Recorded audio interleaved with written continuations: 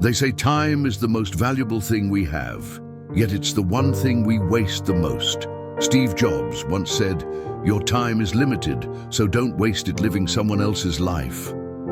Elon Musk races against time to change the world. And Oprah often reminds us that every second is a chance to turn your life around. But here's a question for you. If time heals everything, why does it still leave so many people broken? Stay with us till the end, because today's story, the clock that waited for no one, might just change how you see every second of your life. Meet Arjun, a 27-year-old artist from a quiet village nestled between green hills and a silver river.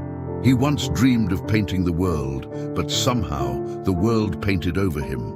Days turned into months, months into years, and all his dreams sat waiting, like brushes gathering dust. He kept saying, "I'll start tomorrow." But tomorrow never came. Arjun's village was peaceful. Mornings came with golden light spilling over rice fields. Birds sang. The wind carried the scent of rain and soil. Yet, inside his small hut, a clock ticked, steady and cold. Each tick was a tiny reminder. Another second gone, another chance missed. He often stared at that clock and thought, "Why do you keep moving when my life stands still?"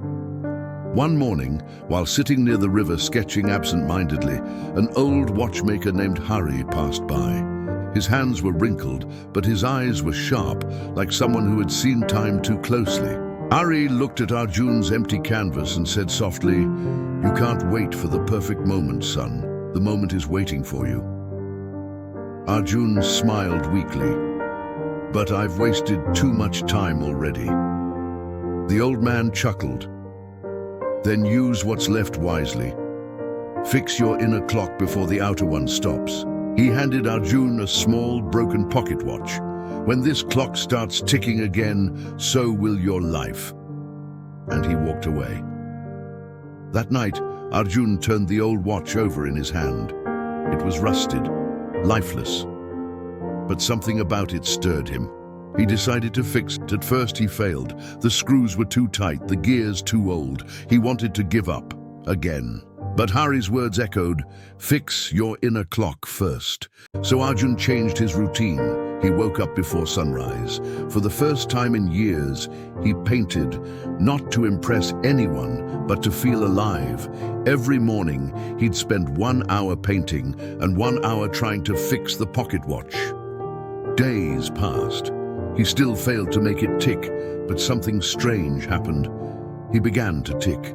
His thoughts cleared, his energy returned. He stopped saying, "Tomorrow." He started living in today. The villagers noticed the change. He smiled more. He talked less. He worked quietly, but with a spark in his eyes. One evening, after weeks of effort, Arjun sat by the same river. The sun was setting in gold and fire. He turned the small screw of the watch one last time. A tick, it moved, just once, then again. The sound was faint, but to Arjun it was thunder. Tears filled his eyes. Not because the watch worked, but because he did. Years later, Arjun became a well-known painter. His art traveled to cities he once only dreamed about. He kept the old pocket watch on his studio table, always ticking. Whenever someone asked him about it, he'd smile and say, "This clock doesn't remind me of time running out. It reminds me that time waits for no one. But it always rewards those who start moving." He understood now. You can't stop the clock, but you can start living in rhythm with it. So, what's the lesson of the clock that waited for no one? It's simple. Regret is heavier than effort. The time you think you've lost isn't gone. It's just waiting for you to begin again. Every second you spend wishing is a second you could spend doing. And remember, time doesn't take from you, it teaches you. If this story touched your heart, give it a like, share it with someone who's been waiting for the right moment, and subscribe for more life coaching tales. Next time, we'll share another story, The Candle and the Storm, the power of inner light. Until then, keep moving, because the clock waits for no one.